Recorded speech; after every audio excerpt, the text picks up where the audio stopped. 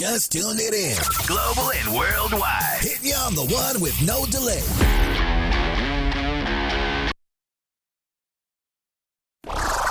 You just tuned it in. Global and worldwide. Hitting you on the one with no delay. Because it's the fighter's voice. The fighter's voice. With your fighting host, Richard Ortiz. And the formidable co-host, Mr. Cole Escovedo. Remember, every fighter has...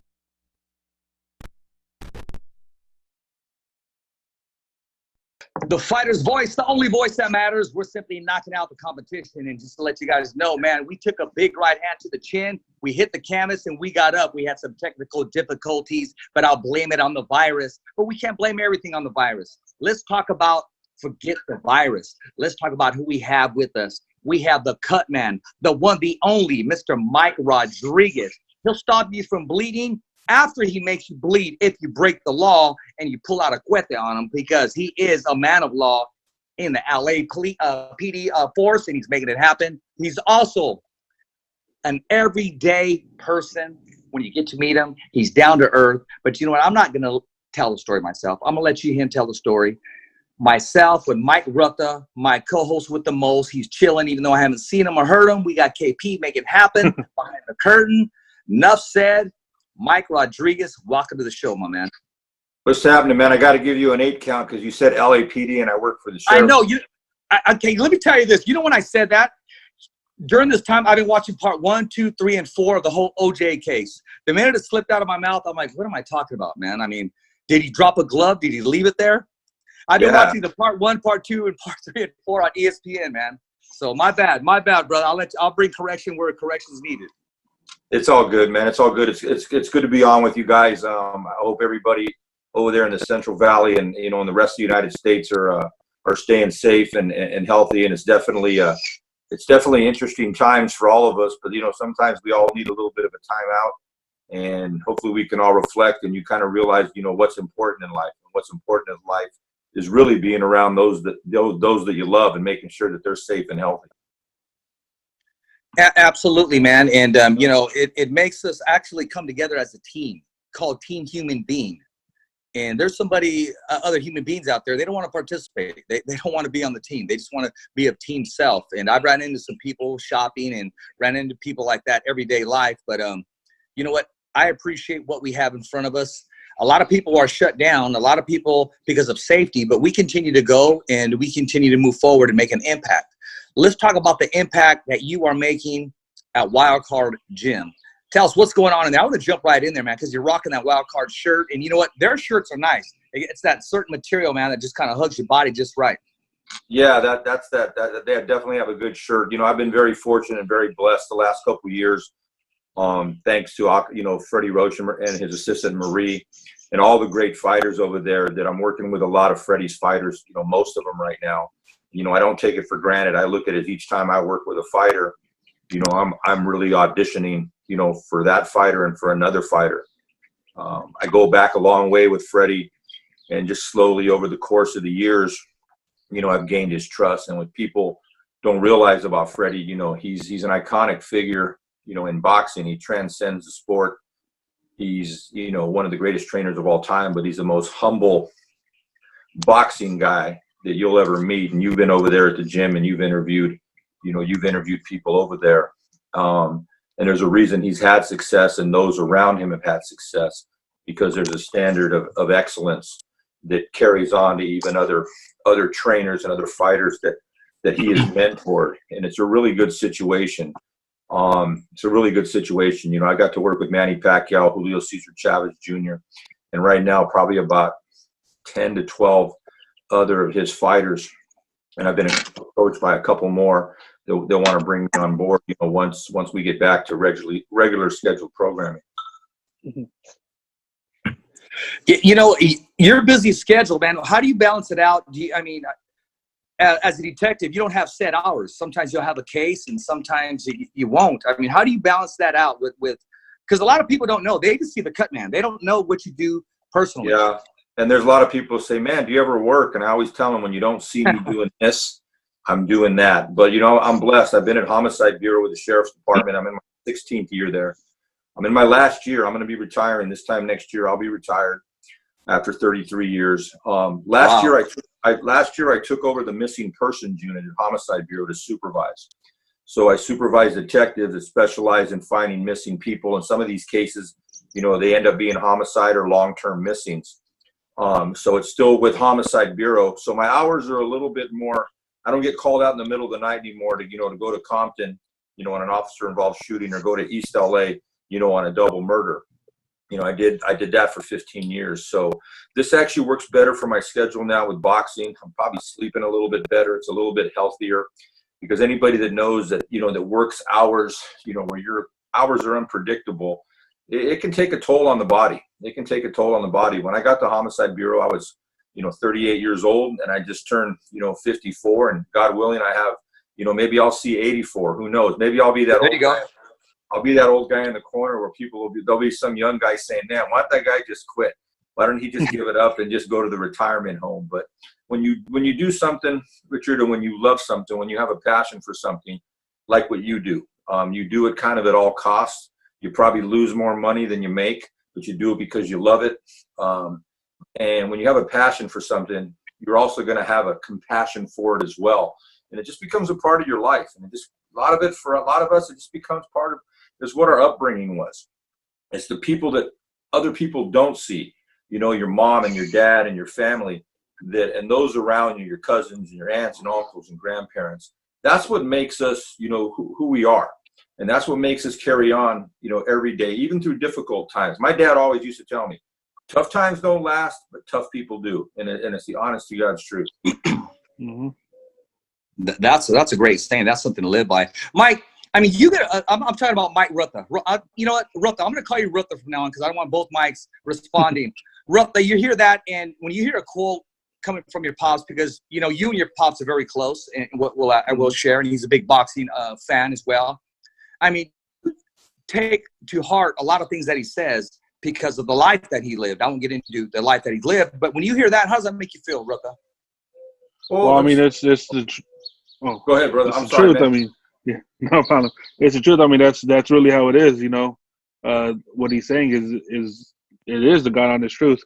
It's what the people that the other people don't see, that you do it for. And as you said, tough times don't last, tough people do. That's one of the quotes I've always had, because that's facts. I mean, especially growing up the way we all have, you know, you go through stuff getting older, and to still be here and living through the time that we're living now. I mean, it's a tough time, but we all just know that we are going to be able to push through it, because that we always have and we always will.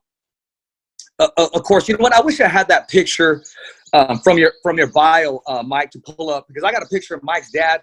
Bro, he's one of those old bad dudes right there. When you see this dude, old, off gray, off fit, he's one of those dudes. You'll look at him and you try to mad dog him, but you know he still has some left in the tank, so you're gonna kind of turn away because you don't want to get embarrassed by this old dude that's gonna knock him off the floor with you. There's only two people in the world that make the back of my hairs of my neck stand up. One of them is my dad, and one of them is Phil Martinez, the guy that broke me into Homicide years ago. Those are the only two guys that I think in my life that I've ever been intimidated by. But it was in a good way, because I know they were real guys. You know what I mean? I wasn't bowing down. I wasn't bowing down to no busters. You know what I mean? And yeah, I heard that reference you have. And it's just something that you take with you, and you hope that as people, no matter what we do, whether it's boxing or whatever it is in your life, that you can take some of these things and you can move them to other people, to count your blessings and pass them on. And I'm a big believer in passing your blessings on, because you're going to get it back tenfold. There's no reason in this world to be selfish, because as you can see what's going on now, all this could be taken away. And in the end, who are you left with?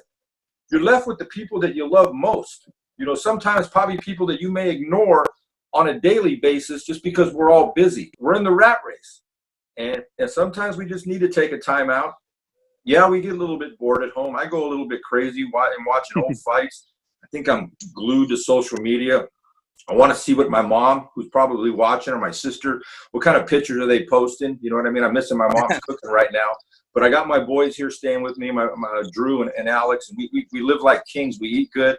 And that's really all you can ask for, to be healthy. But you know what? You and I talked, on the phone earlier. I can't wait to get back, when we get back rocking and rolling again. And I know I'm going to be busy because I work with about 45 different fighters worldwide, and my son Drew works with me with about 10 or 12 of them. And I know we're going to be super busy, and I welcome that, because all these fighters, this is how they make their living. And nobody, there's nobody sending a lot of these boxers a stimulus check. Right now we're having to suffer through some pretty hard times, and people that make their livings in the gym. I got two buddies that are great cutmen, Mike Basil, Aaron Navarro, both with world championship pedigree. They make their living not just by training fighters, they train clients and actors and entertainers, and that's how they make their living.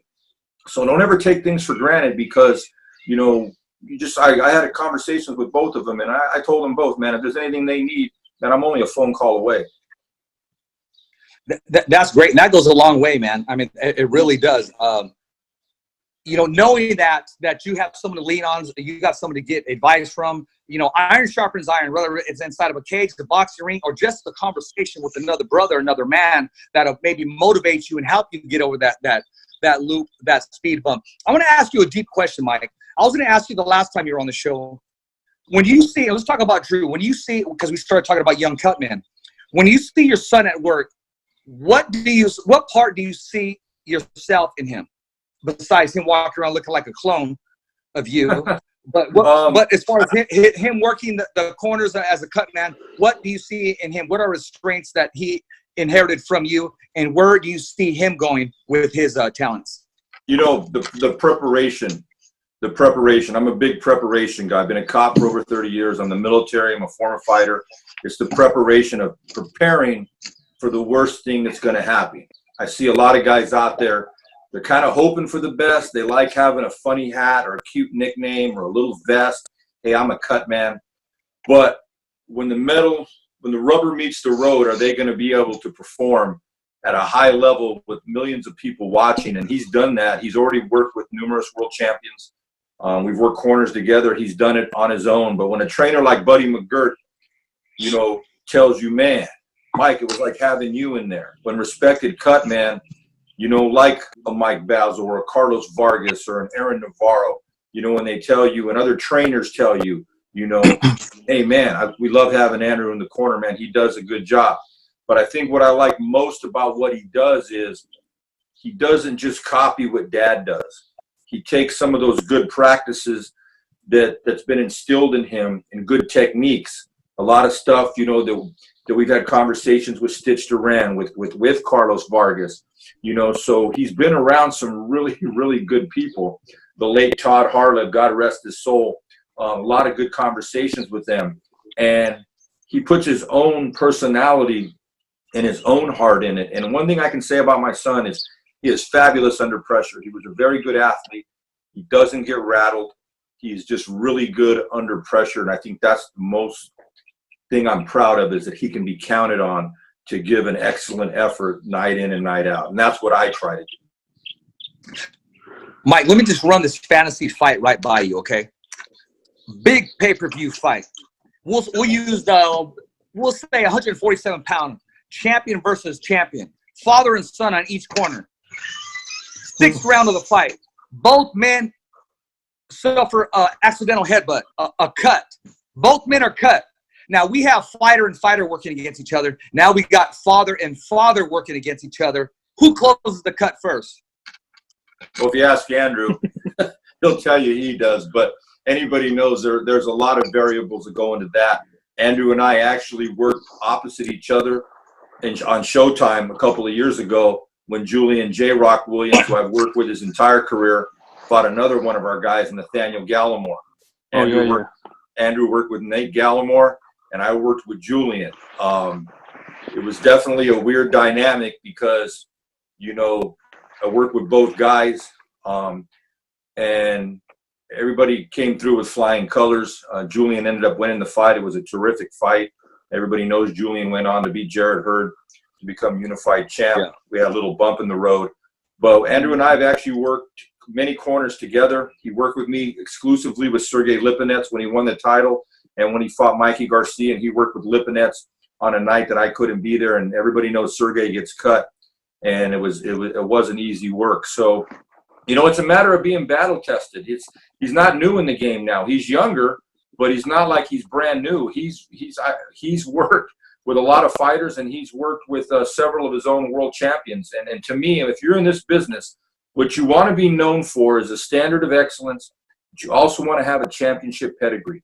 If you look at all the great trainers, if you look at all the great cutmen, what do they all have in common? Everybody that I have mentioned have one thing in common, whether it's Freddie Roach, Ronnie Shields, Stephen Edwards, Joel Diaz, Robert Garcia, you name Mike Basil, Aaron Navarro, Stitch Duran, Carlos Vargas, all these people, trainers and cutmen, what do they all have in common? They have a championship pedigree. When I retire, one of my goals is I want to have worked with 50 world champions. Right now, I've worked with 21 world champions. So, whether I get there or not remains to be seen, God willing. But that's when I measure somebody in any sport, as I always refer to their championship pedigree.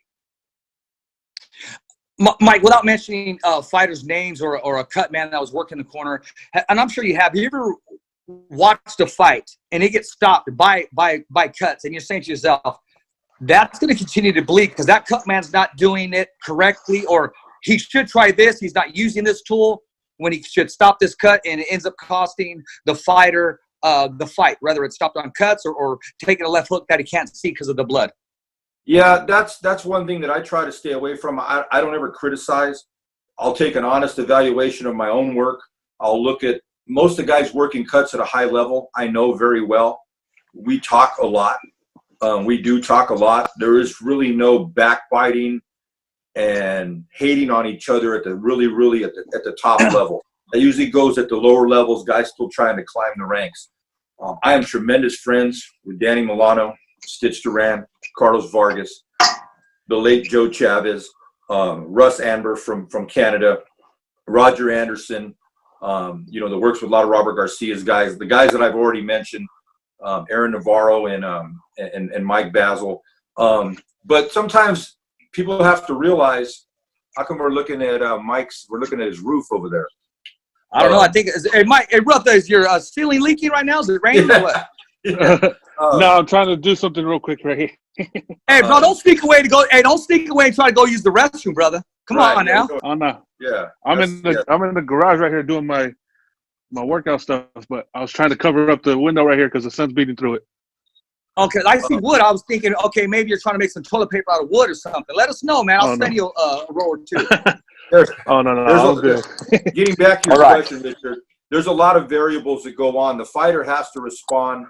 A lot of the times, a cut man will get too much credit, and a lot of the times, they'll get too much blame. There are just so many factors. There are cuts that I've been able to stop or swelling, and when I got out of there, I'm like, how in the hell did I do that? I mean, working with Francisco Vargas when he fought Salido, I had nightmares leading up to that fight. Sergey Lipinets, I've been in deep with him numerous times. Sean Porter, before he won the title, and even when he won the title against Devin Alexander, his 2 fights with Julio Diaz, his fight with Kell Brook, I mean, he was cut bad. We got through it. And then there's been other times when you look at other fights, a lot of it has to do with the referee, the ringside doctor, and the commission. I hear you there. Yes, sir. I've seen fights stopped that shouldn't have been stopped, and I've seen fights not stopped. I'm glad you brought that up. I've had conversations with Carlos Vargas. Carlos is a really good friend of mine, and Carlos is one of the truly great cut man, retired LA City firefighter. And we always say, when you do all these different things, and you've done these things for a couple of rounds, and the bleeding just won't stop, maybe the fighter shouldn't continue. Maybe it's just one of those things that, if a basketball player, if LeBron goes out and sprains his knee or twists his ankle, they tape it up. He can go back out there. But there's a good chance he may end up spraining that ankle again. When a fighter gets cut or swollen, and they keep sustaining trauma, sometimes it's a little hard to keep everything under control. We just do the best we can with the tools and medicines that we're allowed to use. Exactly. You know what? I never got a chance to ask you about, I don't know if you got a chance to watch Nate Diaz's last fight, which was stopped by the New York doctor because of the bleeding against Georgia. A UFC fight. Did you ever did you watch his last fight? And how the bleeding I did. I actually watched that in the arena at the MGM because they held the Canelo Sergey Kovalev fight until that fight was over. I had actually worked with that kid Blair Cobb from that looks like a clone of Lenny Kravitz on the undercard, and Blair's a tremendous fighter and a tremendous kid. But I did watch that, and to me, the Diaz brothers are fighters, and you could chop their arm off, and they're never going to want the fight stopped. In the end, it's all about fighter safety. But to me, the cut hadn't gotten any worse than it was earlier when he was still able to defend himself. But people have to realize, when you look at the different commissions, New York is a good commission. To me, the gold standard is California and Nevada. Nobody's one, nobody's two. Those are the gold standard because of their inspectors, the ringside doctors, and who's running both organizations. New York was in a heavy lawsuit over the last few years regarding the treatment of a fighter, a fighter from Russia, who's severely damaged now because of some things that didn't happen. So they were in a big lawsuit. Yes, absolutely, the heavyweight. He used to train over here up in Oxnard, here in Southern Cal. And they are a little bit over officious in some ways. They will have two ringside doctors come up to the corner in between rounds to look at a fighter that's cut. And sometimes, I've had it where it impedes what you're trying to do there. But in the end, here's the one thing. It's all about one thing. It's all about the fighter safety. Fighters are going to want to fight. You could chop Nate Diaz's foot off. You could chop his right arm off. And I guarantee you, him or his brother are not going to be the ones wanting to stop a fight. So it's just a matter of sometimes you have to save a fighter from himself. In that instance, in that fight, I thought because of the amount of time that was left, the way he had been fighting, I thought he could have continued. But like I said, it's easy for me to be a Monday morning quarterback. Stephen Redman Edwards, who has a great column on Boxing Scene, who's a tremendous trainer, trains Julian Williams, always says that the Sunday trainer is always 100% right. When a fighter loses and everybody has all these suggestions about what a trainer should have done or the cut man or the fighter, hey, that guy on Sunday is always 100% right. But it's a little different when the bright lights are on you and the TV cameras are on you, thousands of people, hundreds of thousands, if not millions of people watching, it's a little bit different. I'm going to ask you that, too. I want your opinion on this, too, brother. When the camera is on you, I'm sure you're aware that it's on you. I mean, just like your job, the focus and the strength that you have, how hard is it to block out and concentrate at the task in hand? I'm very fortunate because I've worked a lot of cuts on TV. I'm blessed that everything slows down for me. Everything slows down for me. Like I said, I've been in the military. I was a fighter. I've been a cop for over 30 years. I've been in a lot of stressful situations. If the most stressful situation I have going on in my life is helping a young man in a fight stop the blood, then I'm doing okay. But maybe some people panic. I have seen people panic, but it's just a matter of going back to your standard operating protocols and techniques that are tried and tested and have been true for you. And it's just a matter. I'm lucky. Everything slows down. I've never really been in a fight where I became rattled. I've been concerned when I worked with Francisco Vargas when he fought Salido, because every round he came back with a new cut. And it was crazy. That was the only time I used a whole bottle of adrenaline and a whole bottle of thrombin. And I was glad that fight only went 12 rounds, because if it would have been an old school 15-round fight, I probably wouldn't have had enough medicine for him. Well, you definitely have the experience. Rutha, when you hear the experience and you're hearing these stories, man, how does that make you feel, knowing that, hey, man, this guy is so close to us and connected to us, we can have him on the show anytime he wants. We need him on the show, I mean, like one of these 3-hour shows, because I even want to get to the part about the detectives part. You know what I mean?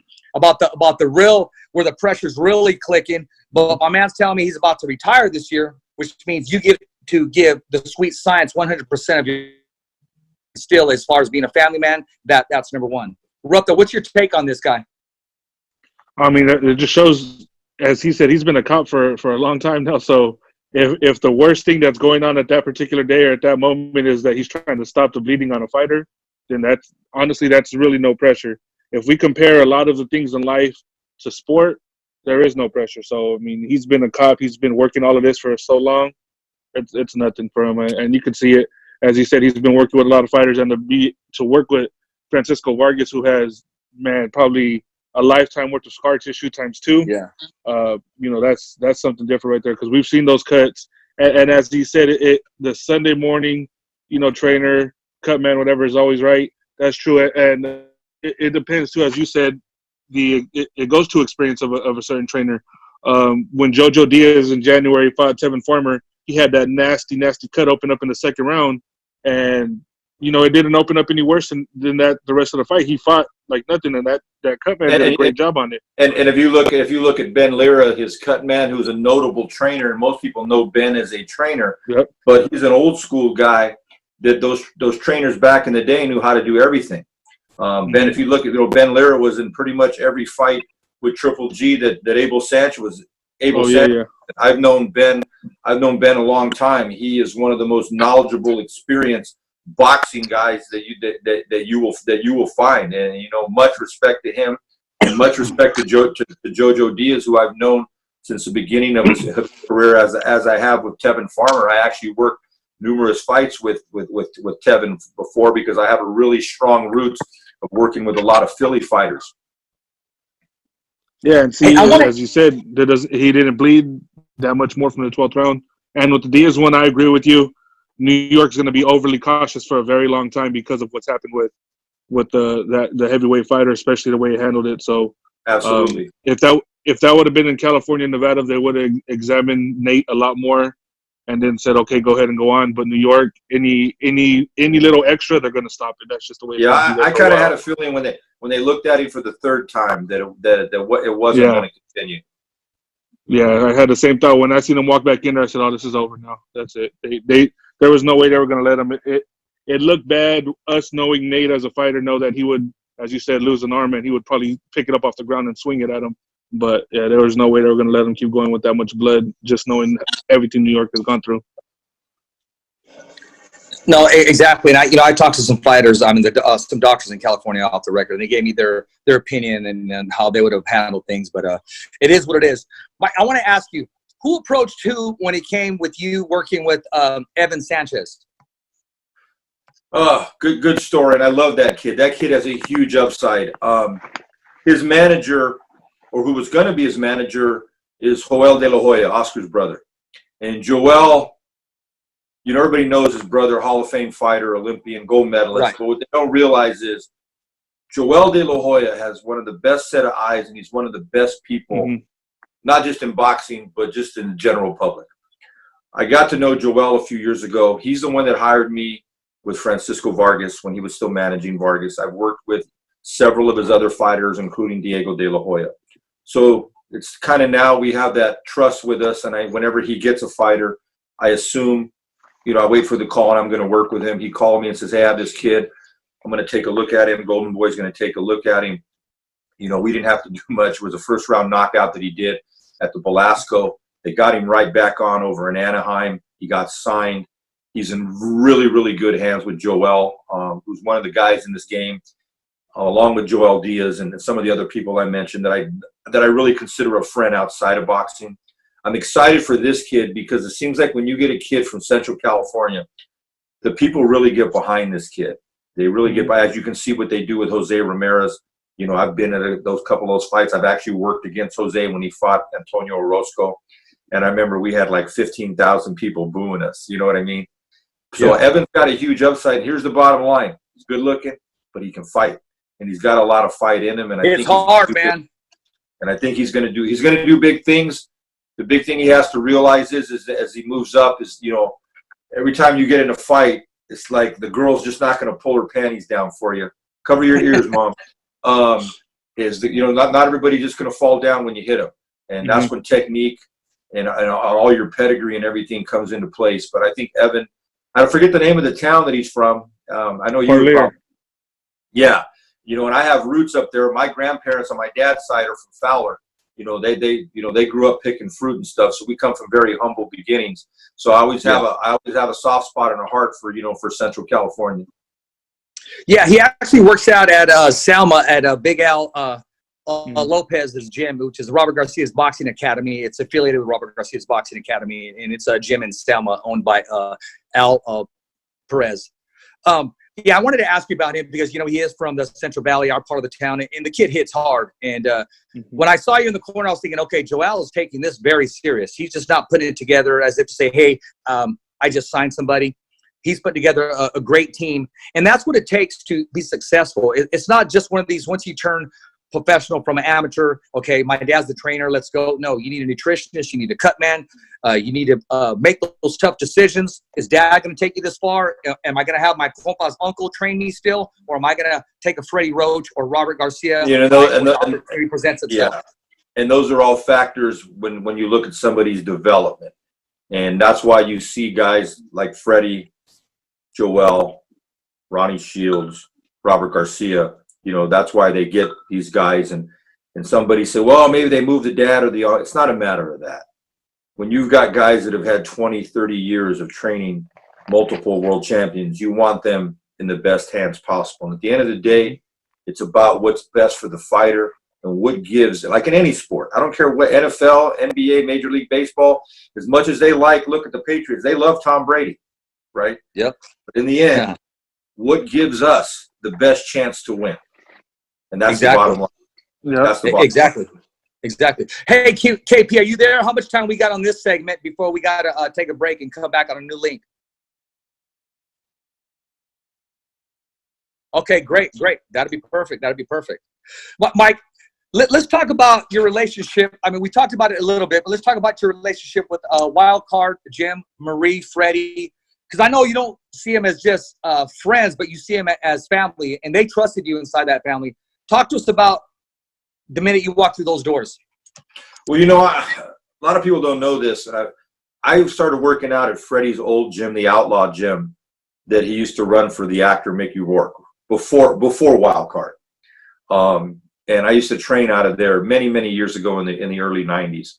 And I was out of the sport. You know, I was raising my boys and coaching their football and their basketball and their baseball. And it wasn't until about 12, 13 years ago that you kind of meet that old girlfriend from, you know, junior high. That you see That's her right. and she still looks good, even though at my age now they don't look good. You know what I mean? And it was kind of just that thing where Now they do. Yeah. The older you get, the better they're going to look. But it was just one of those things that, you know, I wanted to get back into the sport. I never really thought I was going to be a cut man. I was training some guys, but because of my regular job, I couldn't be in the gym like all these trainers. And, you know, who am I to think that I'm going to compete, you know, with Freddie Roach but just to get back to your question, you know, it's nothing that happened overnight. It's something that gradually happened, and it made me really part of that whole family. I get to work with Marvin Zamudio. I get to work with Pepe Riley, and a lot of people don't know Pepe Riley. If you know Pepe Riley's story, Pepe was on the Olympic team with Oscar de la Hoya. He was a great fighter. Pepe trains guys. He trained Ray Beltran to a world title. Pepe's somebody that I consider one of my best friends in boxing.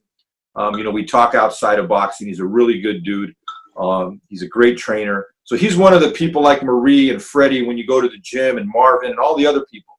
The one thing I can say about all of Freddie's fighters is whenever I see them, whether I'm in the gym or at fights, they're always so gracious and humble that they'll walk up and hug you and they want to introduce you to their families. Guys like Raul Curiel and Joselito Velasquez and Marco Deckman and Scott Quigg when he was there. And I got a host of Russian and Armenian fighters that train there that I'm working with. And I'm just real excited about the future with them. That's just one part of my fight family. And a lot of people may disparage and, you know, talk crap about Julio Cesar Chavez. I worked 2 fights with Julio's fight with Danny Jacobs, and I worked his I'm a fan of his. And I've worked his fight with Canelo. You know, people can say what they want about Julio as a fighter, but Julio's a former world champion. He's only lost, I think, 3 or 4 times. But he, as far as the business end to work with him, there are no issues whatsoever. He's a stand-up businessman in the way he treats his team. And to me, when I see guys that make a lot of money and they still treat their team very fairly, that says something to me. No, it does. It says a lot too, and it goes a long way. You know, I've watched you. I've watched your fights. I've watched you work the corners on some of these fights. But, you know, I've also spent some time with you personally. And those that don't know, Mike is a stand-up guy. He's not afraid to – he's not going to agree with every single thing that you say. And that's what I respect the most, as opposed to, oh, yeah, Richard, you did a Richard, keep going that direction. He'll break me down personally and say, Richard, you may want to try this. Like, for example, I'm going to talk about that highlight reel I sent you. You said, well, that's fine if you're going to send it to Top Rank, but you can't send that to Golden Boy. You can't send that to Al Heyman. You can't send. And he simply pointed out some logic and some pieces to me that he was absolutely correct.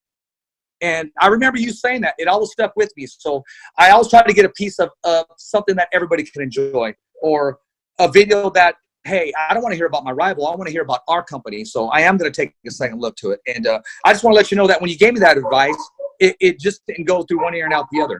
I am a sponge when it comes to this. Well, you know what? One thing is I have the benefit of working with all the promoters.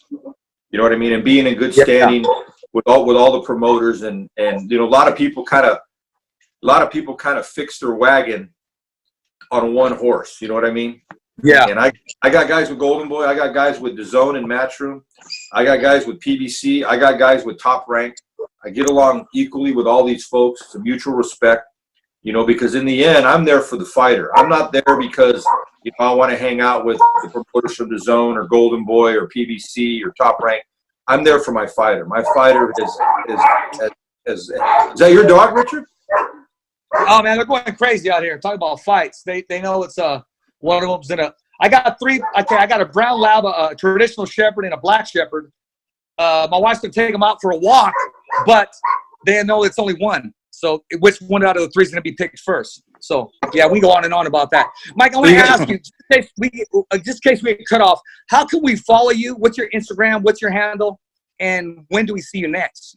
Well, you know, when you see me next is to be determined. I'm ready to go. Me and Andrew were just talking about this yesterday. We're ready to go. Our stuff's ready to go. We're just waiting for that phone call. I was actually Andrew, what's up, my man? Andrew, what's up, my man? He's not here. He's snuggled up with his girlfriend. They're what are their social distancing from everybody else? He's doing a lot better than we are.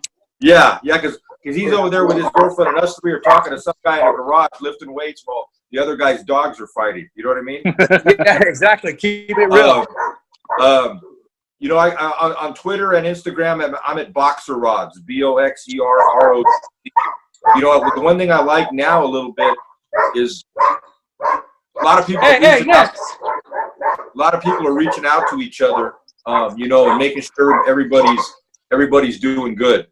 The one guy I want to mention, and he's in New York right now, is a trainer, Sosa, Ariano Sosa. He trains Little B-Hop, Chris Colbert. He trains Rishad Mahdi, White Chocolate. You know, he trains Peter Quillen, Big Baby Miller. He has a great stable. He's a great boxing guy. He's like my brother. He was a former fighter, but you know, his wife's a nurse. They're right there in the thick of it, man, over in New York. And my thoughts and prayers go out to everybody in New York right now, because I know right now they got it a little bit worse than us. But just, you know, sometimes things are just bigger than sports, and you have to just think about the people end of it. You know, before these phones were out here and everybody had, you know, whenever they went somewhere and their video and everything, you know, we used to talk to each other. And that was one of the things that Pacquiao weekend, you know, you and I got a chance to spend some time together. And anything I ever tell anybody, whether it's good or bad, you know, or whatever it is, I do it from the heart because I care. If I didn't care, I wouldn't say anything. I see your passion. I see the way you go about your business and how respected you are. And that's why I will always make time to sit down and talk to you and those that listen to you, because you're this close. You're this close to being where you want to be. And it's just a matter of the right people seeing that. A funny quote before I go, Aaron Navarro, somebody walked up to him, and he works with Regis Prograis and a bunch of other champs, and they said, you know, Aaron, man, you're really doing it, man. You're really successful. And he says, yeah, man, I'm an overnight success. It just took me 20 years. Yeah, very well said. Yeah. Very well said. If you think about that. Well, I appreciate those words, Mike. It goes a long way. And I know beyond boxing, we're going to continue to be friends and continue to you'll still get that text from me and that call. Hey, Mike, what do you think about this? Or I'll send you something to get your feedback. I don't send it to you to say, hey, look what I did. I'm sending it to you because when people around me say, oh, Richard, it's perfect, you're going to send it to me like a teacher and say, okay, there's certain corrections you need to make here, red marks right here, but it's done. It's done in a way where I can correct it and move forward the way things need to go. and proceed at the highest level. So I do appreciate and respect that. Trust me, I do. Absolutely. Now, did you have Stitch Duran on a while back? Did you not? Yes, sir. Yes, sir. Yeah, and me and Stitch talk all the time, and I know I mentioned on your first thing, he was my boxing coach, when I was in the Air Force at Travis Air Force Base, long before he was ever Stitch Duran. He was just Jacob Duran, and he's really the one that transcended being a cut man from MMA to boxing to really take it out of the Stone Ages. And I never failed to tell him that, even though we're really good friends and we talk about each other's work, and a lot of our techniques are very similar as far as hygiene and how to apply certain things. But he's going strong. A lot of people thought, I know he did it. When he was released from the UFC a few years ago, he's going as strong as ever. And when he's in his prime, and I owe a lot to him because he's really not just opened the doors, but opened his heart to me as a friend as well. And I appreciate that. That's a solid dude. We love having him on the show. I mean, someone at his level, and he is a very humble person, and he spoke about you, off the air, and how I knew you and what our relationship was. And he is a very humble man, and he knows the up and comers. He knows the guys that can handle big fights such as he does. And I just let you know, Mike, you were mentioning that conversation. And just the biggest compliment I can get is sometimes if he's busy, he'll recommend me to work with one of his fighters. So to me, that means a lot. No, that's wonderful. That's great. Hey, make sure you tell your family I said hello, but and tell Marie, because Marie, she's like that person behind the curtain. A lot of people don't know what's going on, but she's not afraid to bring down the house when needed. I was there during media day. She will do the uncomfortable job that nobody wants to do it and let you know. Absolutely, but she does it all in the best interest of Freddie and the best interest of Wildcard. In the fight. And Marie's like my sister, man. She's tremendous people away from the sport. She has a lot of pressure on her all the time because she has to put out a lot of fires. And I always tell her, Marie, get in the picture. And she's like, I don't want to be in the picture. I'll take the picture. But make no mistake about it, she is a humongous part of the success that the Wildcard has. Absolutely. And and I'm very grateful. I'm always going to be grateful to her. I'm going to be grateful for her, the whole Wildcard staff, Freddie Roach. I've been there, and they treated me with open arms, with nothing but respect. I consider them, other than just friends, even though it's distance, just for them to say the good things that they've said behind me when I'm not even around. So I do appreciate being a part of the Wildcard family, so to speak. And you know what? You surround yourself with great people, Mike, and you continue to grow. And, I know there's going to be more pay-per-view fights where you're working the big fights as you did with Manny Pacquiao. And I know that was a life-changing experience for you, and you handled it very well. Thank you. Hopefully, we get back rolling. I'll be back with Manny and some of my other guys, and then we'll get going, and everybody stay healthy, man. But I appreciate chatting it up with you guys, and I hope Mike gets that roof fixed, and I hope your dog stopped barking. So life is good, man. They did. Remember, guys, I'm just a phone call away. Okay, Mike, I appreciate that. And once we get rid of all this Corona, Modelo, Coors Light, Budweiser virus, whatever we want to nickname it, you got to come down to Fresno, California. I'm going to hold you on that next time you're around the area. Yeah, you got to bring in studio. And do this interview justice. But I appreciate you coming on, man. I'll send you that link as soon as we're done. We're going to take a little break here. We're going to be coming back with ROSHAWN Jones, who's the owner of a gym in Ohio. He has a great story to tell. So, as always, hey, it's a wrap. Thumbs up for Richie.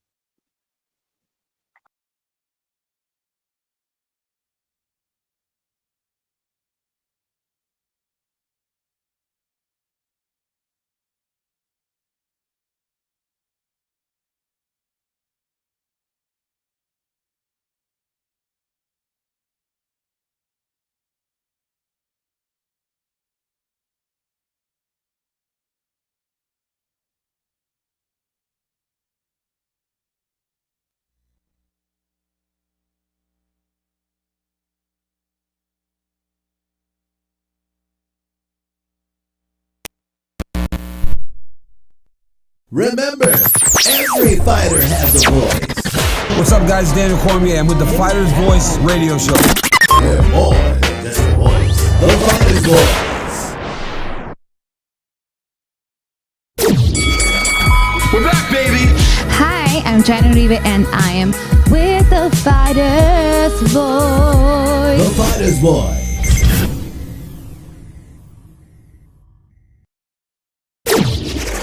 Knocking out the competition.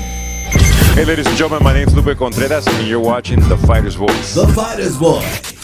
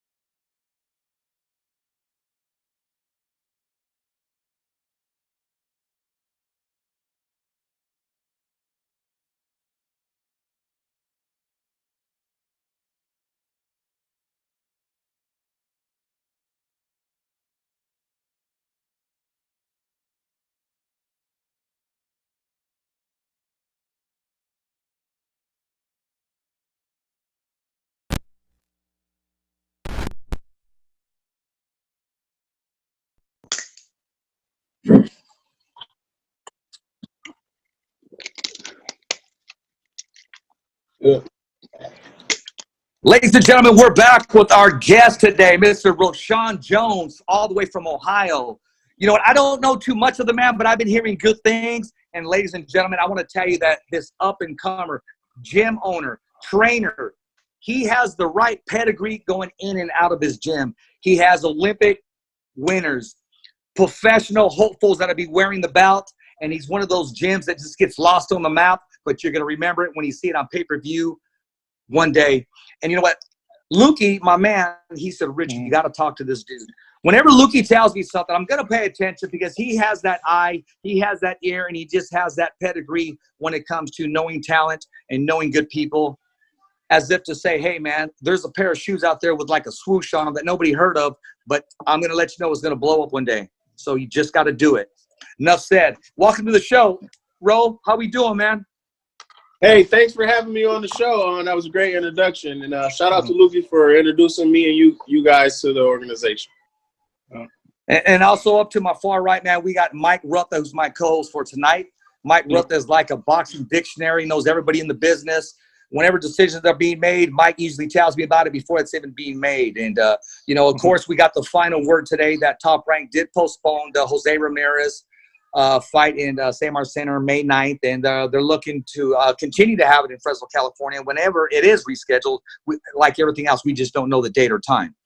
Being that said, ROSHAWN, tell us about how you got started in putting together this gym and what made you put it exactly where it's at, because I'm hearing, man, it's in the hood, it's in the middle of nowhere where nobody wanted to go, but it provides an opportunity for a nobody to turn into a somebody where everybody someday will know that name.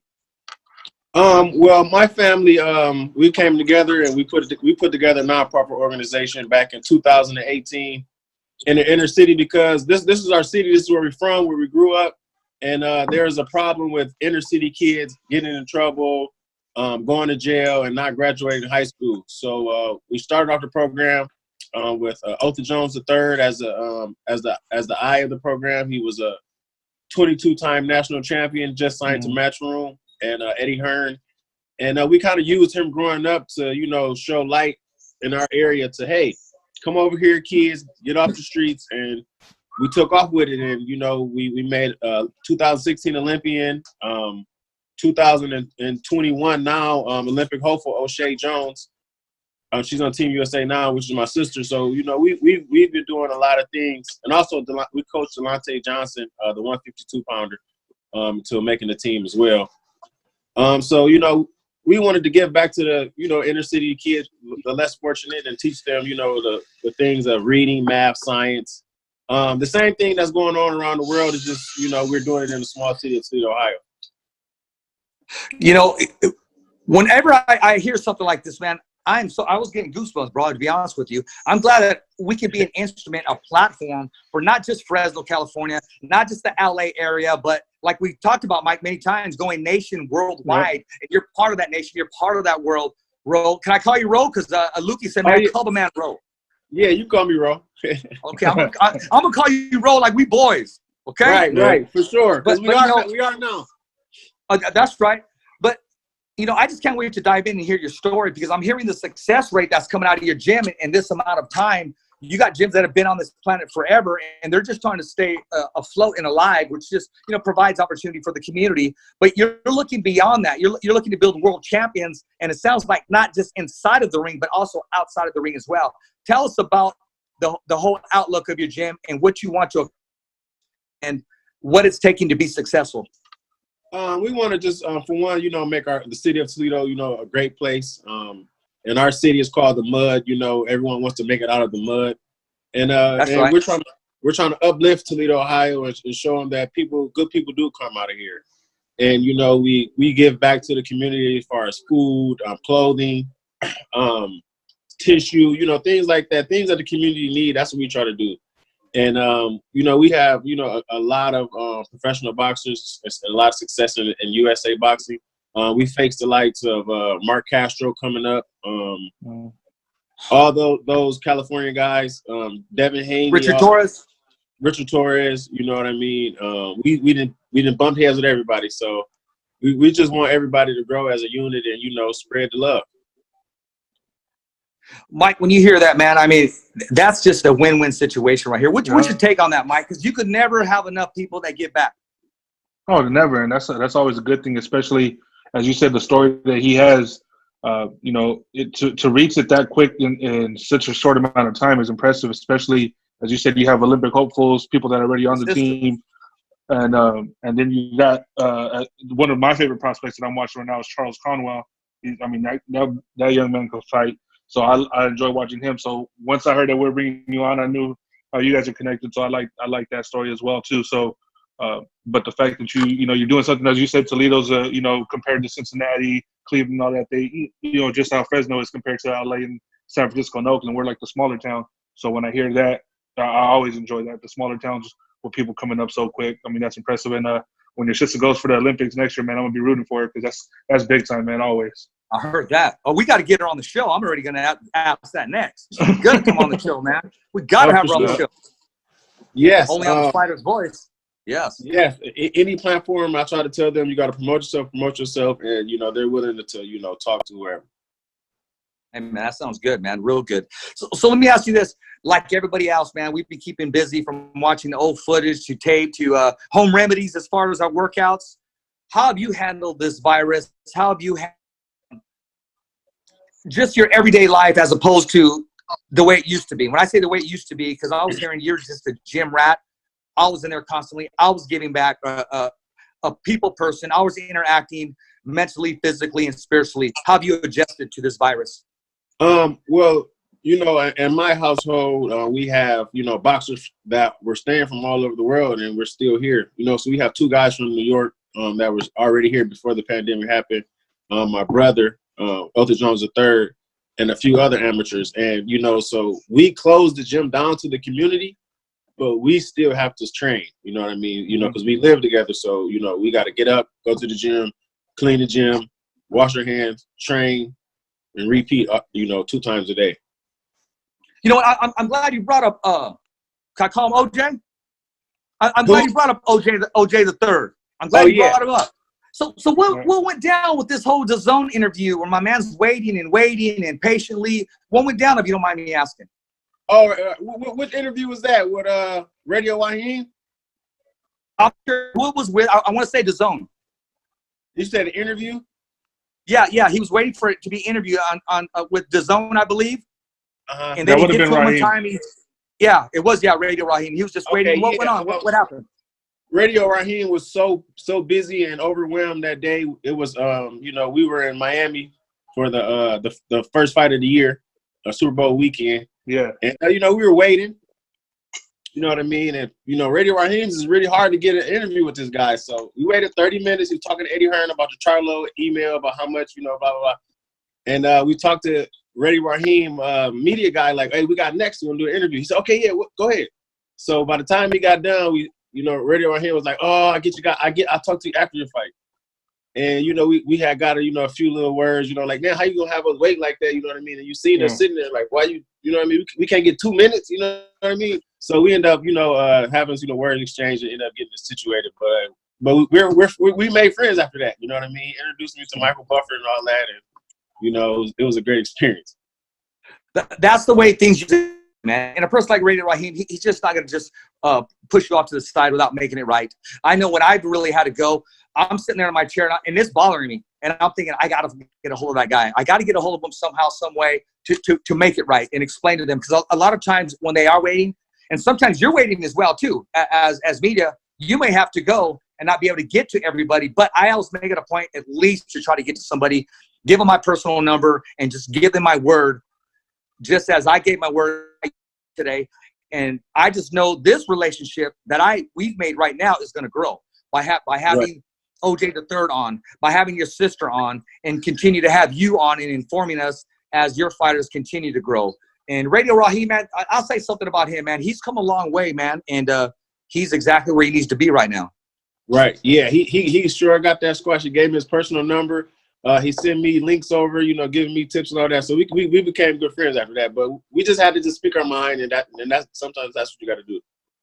Hey, man, I just got to ask the fair questions that need to be asked, man. And I'm glad you shared that with us because it sounds like this one's having a happy ending. Right, for sure. I always try to do good business no matter where I go. Right on, man. So how disappointed were you or are you, just like the rest of the fans, man, of these delays of these big potential fights not happening? And I'm talking about the trilogy with Deontay Wilder. I'm talking about Teofimo Lopez and Lomo. Those that are going to be postponed that I'm hearing. Jose Ramirez's fight was postponed, as we talked about at the top of the show. I mean, it's as a fan, we're like, oh my gosh, because we're so spoiled. But as a human being, we understand. Right. What fight were you looking forward to the most? And what fight are you looking forward to happening as soon as we conquer this virus? First, Charles Conwell had a fight on April 12th on Showtime. He was headlining it against a guy from Kazakhstan. I can't pronounce his name, but he's trained by Freddie Roach. That was Soul City versus Wildcard Boxing. And, I was really looking forward to see how we do against Freddie Roach and his team. And, I mean, that's what I was looking for. Yeah, I actually remember that was going to be on, you said April 12th, right? Yes. Yeah, I was looking forward to that one, too. Like I said, Conwell's one of my favorite prospects to watch coming up. I've seen him probably at least his last maybe 5 or 6 fights. So, yeah, I was looking forward to that one because, again, it was Showtime.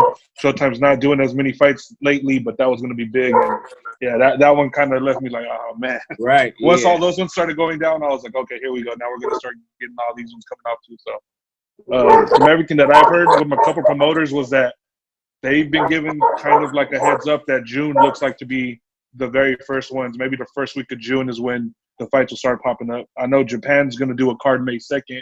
And I think that's where all eyes are going to be at to see how they respond. Right. Yeah. ROSHAWN, I'm sorry, ROSHAWN. I got to apologize for my dogs going crazy. Listen, they just got the news that you were going to be on the show. They're crazy to hear you.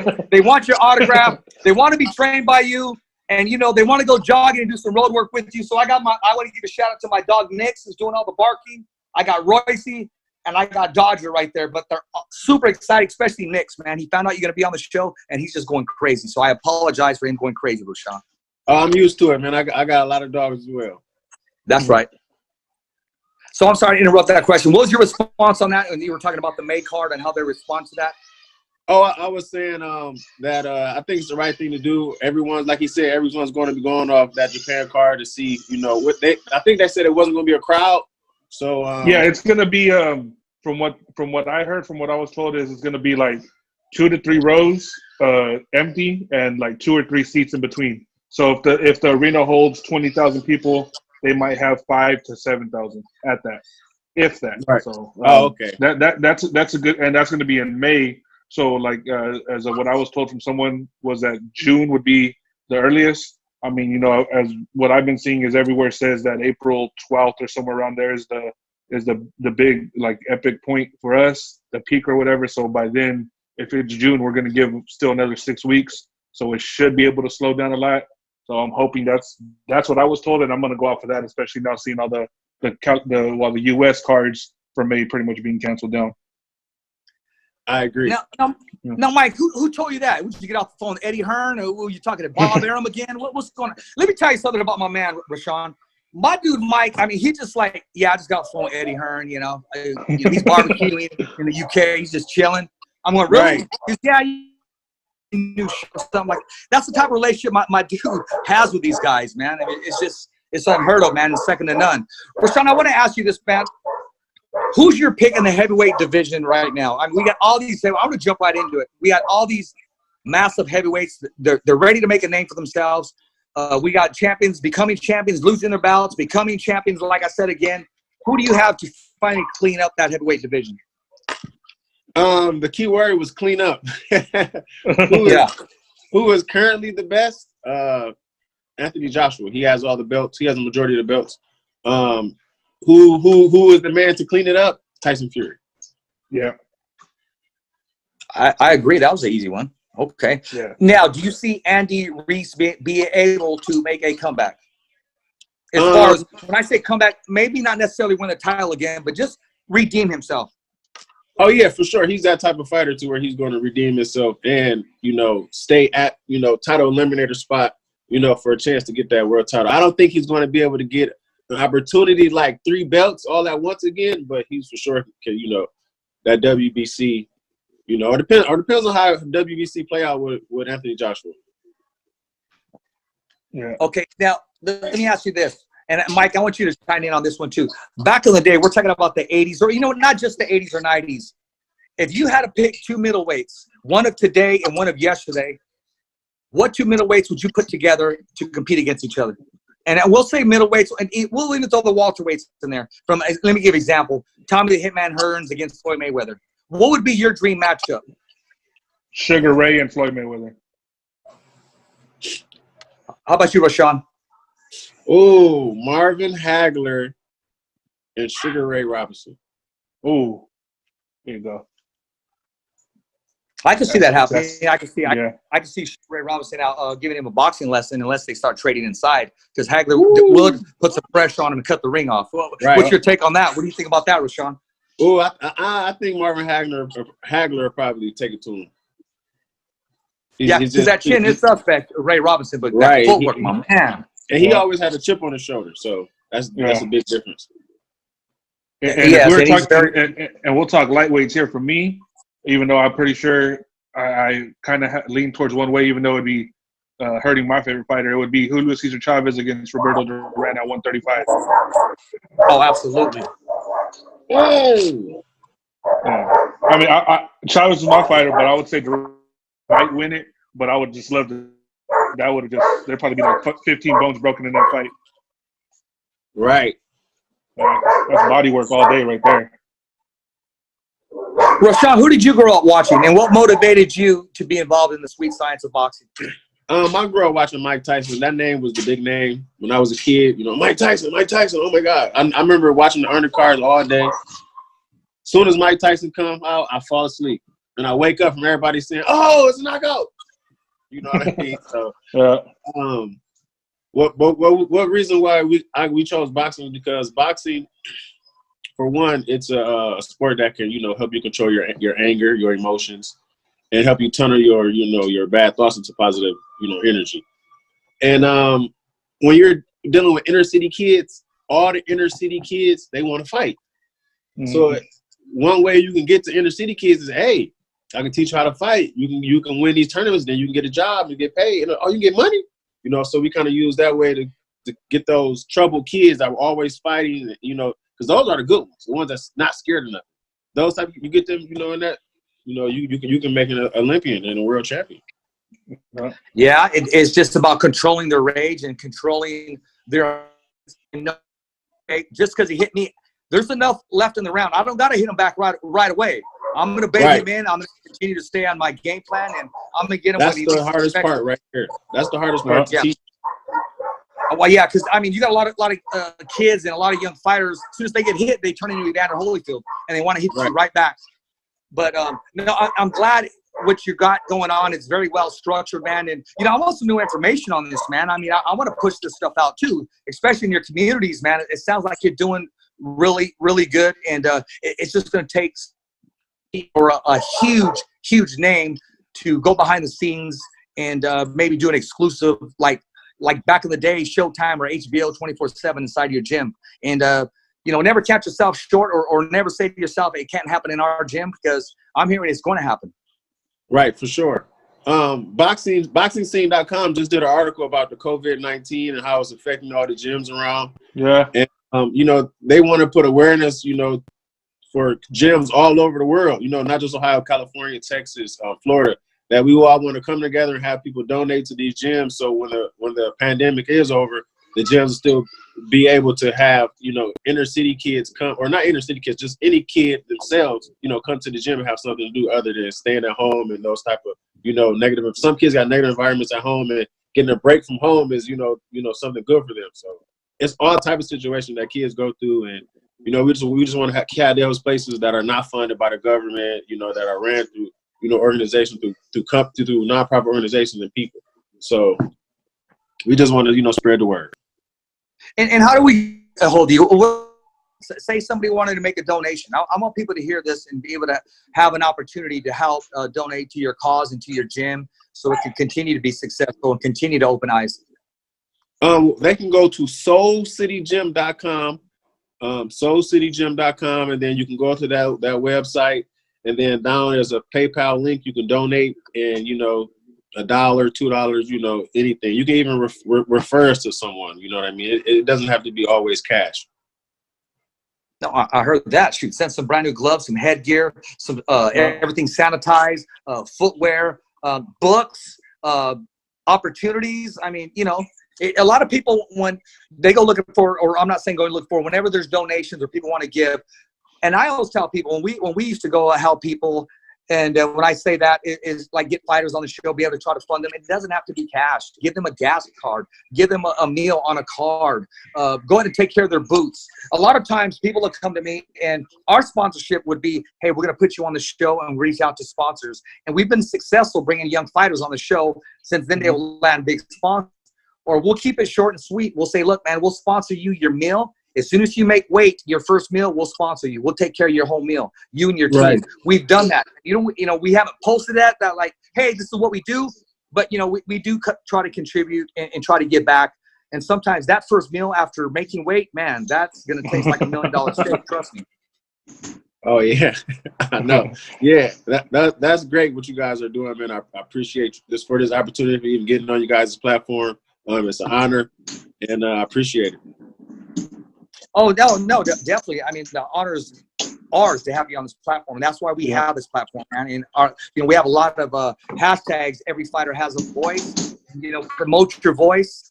And, you know, we call it championship content. And you're part of that championship content, man. And you don't need to have a green belt around your waist to walk around and be a champion, because a lot of people, sadly to say, will say maybe, well, I'm not pointing fingers, that hold that belt. They don't conduct themselves such. There's only a few as yourself, and that I'm hearing, that handle them as an undisputed, undefeated champion inside and outside of the ring, man. And what you're doing is positive, And once you're going positive, man, you can't go wrong.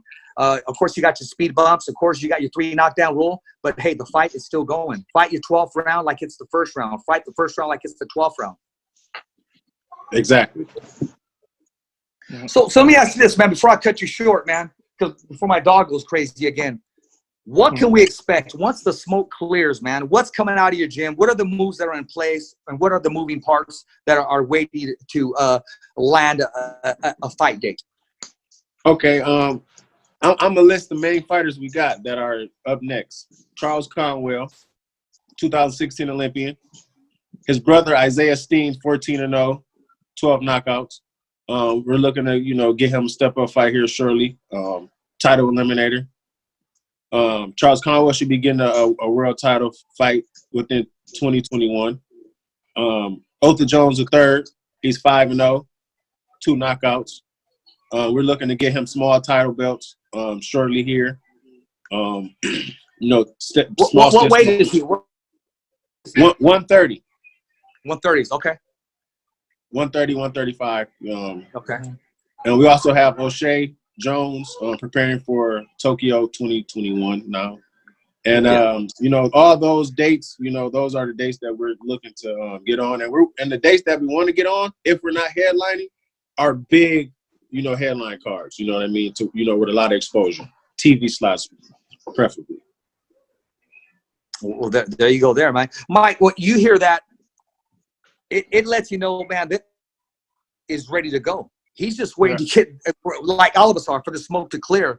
And I see us doing a lot more interviews with his fighters and keeping in touch with him. And this is a great connect. I'm glad, again, shout out to Lukey. Lukey's been raving about you. And it's just a matter of fact, just a matter of getting you on at the right time, making this happen, keeping that relationship. Because I have this phobia, man, where I want to continue to connect to the right people. I have a very small circle. Right. And I know when I meet somebody how they're going to be. I just do. It's just in my gut. It's just like an animal sometimes, man. They have that instinct. And what I'm feeling as I'm speaking to you, man, is nothing but progress and nothing but a great relationship that we're about to build here. Thank you. I appreciate it. Yeah. Nice meeting you guys. We will be in contact. I'm going to connect you guys with some of our fighters so you guys can connect. Cool. Yeah, so how can everybody else connect with you? I'm sorry, Mike. Were you going to say something? Go ahead, brother. No. Just looking forward to it because, like I said, man, Charles is top prospect for me. So I know he's going to get that title shot, and he probably would have got it at the end of the year. Mike, I seen you somewhere before. I don't know where I seen you from, but I seen you somewhere before. Yeah, you know what? It's funny, dude, because I've been at almost every gym or location up and down California, and I've gotten calls or messages, and I'm like, hey, my friend seen you on a video, or hey, my friend seen you talking to this guy, and I'm just like, I was like, I'll run into people, I say what's up, and I don't know, I'm just, so I've heard that a lot, so yeah, that's why. So I'm looking forward to it. Like you said, thank you, appreciate that, and I know you said your brother OJ is going to be on there again, so I know the zone's probably going to have to put out a lot of content coming up because of the fights that they're missing for these last few months, so I'm guessing he'll probably be on at least probably 2 or 3 times at least within the next 4 or 5 months if he can do it, because they're going to have to put on a lot of content for all this time missing so far. Exactly. Yeah. Well, if he comes around, this California area, man, we're going to have to put in the credential and go cover that fight, Mike. We got to make sure that, we take care of our people, our guys here, man. Definitely. So how can we follow you on Instagram, Twitter? Are you on Facebook? How can we follow you on your next move? I want all the viewers, the fans, and listeners to pay attention to this. What you can do is, this is the easiest way. I'm on YouTube, Twitch, Mixer, Snapchat, Instagram. But what you can do is, and make it real simple, easy for you, just go to Google and type in ROSHAWN Jones, and then all my social media stuff will pop up. Okay. Hey, that's the way to do it, man. That's the way to do it, man. I want to make sure that you tag me on a bunch of stuff, man, and I'm going to reach your stuff there, and I'm going to subscribe to your channel, what have you. And if you can return the favor, man, that's how we grow, man. Iron sharpens iron. And I've said it many times, man, I like connecting with good people. We just got off the phone earlier with Mike Rodriguez, man. I'm sorry. Mike Rodriguez, who's an extremely humble and an awesome cut man. Also a detective, and he's at the highest level, man. But it didn't happen overnight. And he connects himself and associates with some good people. And it's good to be around good people that you know are looking out for not just their best interests, like a lot of people do, but your best interests. You know, treat people the way they want to be treated, so to speak. And, you know, I get this massive high in connecting people to other people, man. I just really do. And to me, that's been my whole outlook, man. And one day, you know, we'll get that connection and we'll take the Spider's voice. We'll take it global, worldwide. And when that time's here, we'll be more than ready, because we're more than willing and ready to do so now. But it's all in God's hands, man. Yes, God willing. Yeah. You know, I want to give a shout out, man, to Fernando Vargas, man. I posted a video today. I don't know if you saw that, Mike, on Facebook. I'm sorry, on Instagram. It was a video, and, you know, a lot of times, you know, during this time, a lot of people, they'll start going through the archives, and I did, and I should have released that a little sooner. It was a video of Fernando Vargas. I put on there, a legendary, you know, 2-time champion, and he was talking about his faith in Jesus Christ, and I posted it, and Fernando Vargas grabbed it. He put it on his channel. I think I had maybe 1,400 at the time. He put it on his, and as soon as he put it on his, he tagged me. I think maybe he had like 300. Before I got off, I mean, the dude already had like 4,000. I mean, it was just blowing up, man. But with our logo on there, our interview, the Fighter's Voice, and for someone to do that, it goes a long way. So I see it as just networking and him doing the honorable thing. I appreciate that. So I want to give, you know, Team Fernando Vargas, ferocious Fernando Vargas, senior, in the whole family, a big thumbs up. I appreciate that, man. And yeah, I mean, that's how we grow. Iron sharpens iron, man. Yep. Yes, sir. You got to send me your address, give me your size, man. I got to send you official The Fighter's Voice T-shirt, man. I got to make that happen, man. You can rock it down there. Okay, for sure. And we'll send you some gear back over too as well. That's what I'm talking about. Yeah. Hey, anything on your mind, anything on your plate that you just want to get off your chest right now? Now's the time. Do not hold back. Right now, I just want to talk about you know, what's at hand. COVID-19 is real. Keep your hands clean. Practice social distance. Keep 6 feet away from people, and, you know, just let's try to just fight it together and come together as a unit, and, you know, let's tackle this pandemic. I like the fact that you said that, Mike. I posted one of our interviews, Rutha, when I'm not sure exactly who we had on the show when we started doing it using the Zoom, because we're no longer having people inside the studio. And I made reference where, hey, let's fight together. So I like that. You know, great minds think the same. Yes, that's how we got to do it right now. Hey, man. So how did you come across my dude Lukey, or did he hit you up? How did that relationship build? Back in the Olympic trials time, which was, they had the last chance in Oxnard, California. Yeah. He knew PJ, Prentice Brewer from Cleveland, Ohio, and we had all went down there, or my father took Delonte Johnson to the last chance qualifier. Lukey was there recording and filming, and I pumped all this stuff on social media because I had to stay back and train so the professionals. And then we end up linking up and, you know, getting together and doing podcasts, and then we just linked up. We just blew up ever since. Yeah, Luke is a solid dude. Yeah, he follows the amateurs better than most people that I know. So yeah, he definitely he's in there. He's very articulate with his words, and his website itrboxing.com. Yeah, he's good at what he does. Yeah. See, Luke, you don't know this, but when we get that big offer, that deal, he's gonna come over here on the Fighter's Voice. He's gonna be, you know, just like Ali Setback has his team. Lukey's gonna be one of my first phone calls to say, look, Lukey, I'll help with the ITR, man, but you got to come over here to the Fighter's Voice family. We need someone like you working these gyms, making it happen, man. He's probably smiling and going, Richard, it'll be the opposite. You know, I'll be offering you something when that time comes, because I met Lukey when we were, you know, first starting, and we are still starting and still learning. But I remember I was going, who is this dude? Whenever I'd go backstage to get that post-fight interview, Lukey was already coming out, or he was going to get the interview. I think maybe I beat him to the door maybe 2 times, but not just trying to beat him, just trying to get there. But he was always there. He was always one step ahead of everybody. He was real smooth too on how he did it. You just see this white dude there just chilling with a microphone and a camera, and, you know, he was always there, man. So big shout out to Lukey too, man, for hooking this up, man, and making this happen here on the Fighter's Voice, creating this relationship. So, and he's been trying to get you on for a while. He's been bringing me to your attention. I said, well, I'm booked all this month. I'm booking this month. And I hate sounding like that, but it is what it is, man. Right, yeah. And I understood that. And I was telling Lukey, like, whatever they do, just let them just slide me in when they can. You know what I mean? I know how you know how businesses are. You know, so he's okay, cool, and he kept pushing, and I appreciate him. Shout out to Lukey. Hey, shout out, man. Hey, so man, I'm about to let you slide off right now. Any last words, Mike? Tell us what's going on, man. I know you got some stuff to get off your chest. Give us the whole. Okay, it was finally announced today about Jose Ramirez when we kind of, knew some things. But what was your whole take on that when Rick released that? And I'm talking about Rick Murray and his manager.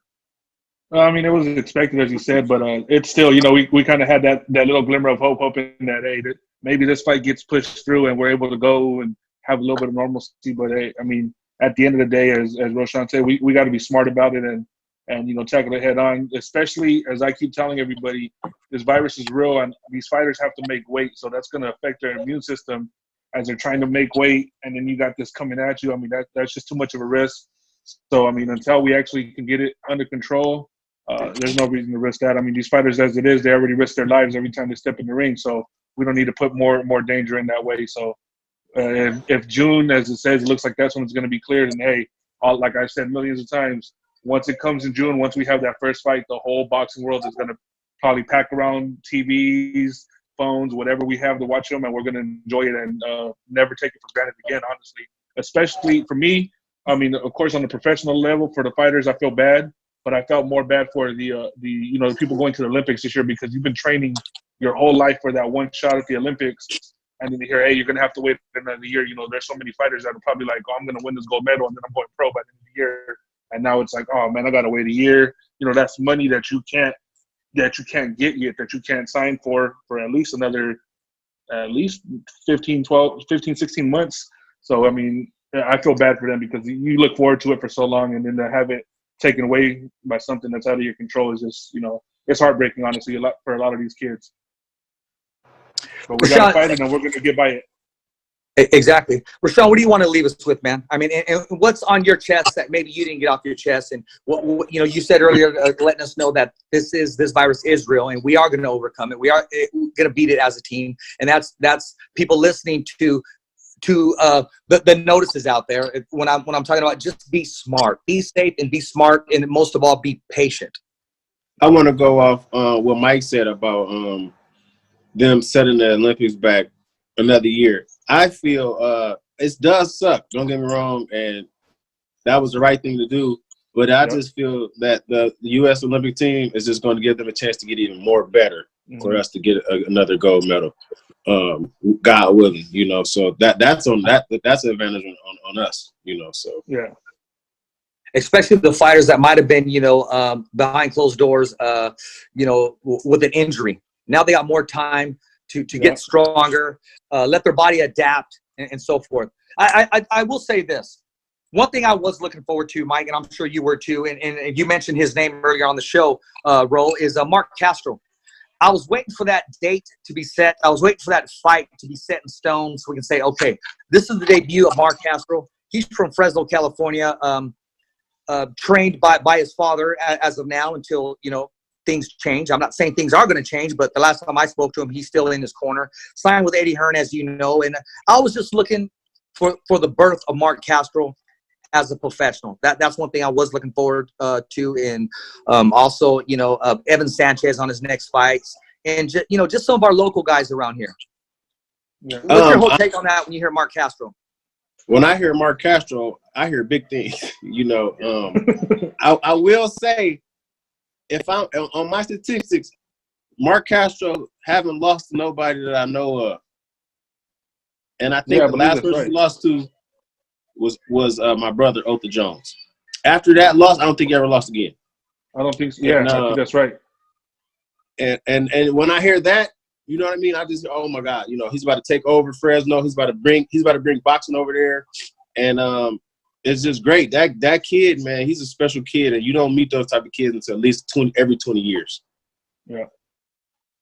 No, you don't. And our whole goal was actually leading up to this, before this virus hit, is he was going to make his way into studio. His dad was working on that, on bringing him to the studio in Fresno, California. But, when you come to Fresno, California, we got to get you in studio, man. Like I said it, and I don't say that to everybody, man, but I am saying it to you. And when you do come, we're going to make it worth it, man. You're going to have your sister there, your brother there, and some key pieces there. And we're probably going to do a 2-show segment there. How does that sound, Mike? That sounds good. And if anything, whenever you guys have a fight anywhere in California, we can bring the show to you too. Yeah, and I think we're supposed to be having camp over there sometime soon, around the Vegas and California area. So we can for sure make something happen. Yeah. Oh, definitely. Hey, well, I want to thank all the viewers, the listeners, and the fans. I want to thank our guest, Mr. ROSHAWN Jones, making it happen, man, and his brother OJ, his sister that'll be competing in the Olympics 2021 to bring home another one, man, and Mike Rutha, KP behind scenes, and those who subscribe to the channel, www.youtube.com/thefightersvoice. That's our YouTube channel, man. We're trying to grow this, and the minute we grow this, we continue to have more success to give you, the viewers and the fans, in a bigger platform. And as you know, our goal is to go nation and worldwide. We're just like that contender, man. Wait for that title shot. You know, as if to say, when there's a fighter and he sees another fighter, and you can relate to this, Mike, he never gets his opportunity or a shot, but he knows deep down he can compete in that ring. If he gets that opportunity, he's going to win that belt. And I say this about the whole Fighters Voice team, the show itself. Once we get that opportunity, we're not only going to compete, we're going to defeat that opportunity and take this global and worldwide, man. I don't even know where that came from, but hey, God is good. That was good. Hey, as always, it's a wrap here on the Fighter's Voice. Every fighter has a voice, and so do you. Thumbs up for Richie. Never down for the count. It's just another wrap. Thanks for listening to the Fighter's Voice Radio Show. Catch us again next week. Same when, same how. And always stay connected to the Fighter's Voice on social media. So, on behalf of special guests and the whole crew right here at the Fighter's Voice Radio Show, saying see ya next week, right here on the Fighter's Voice.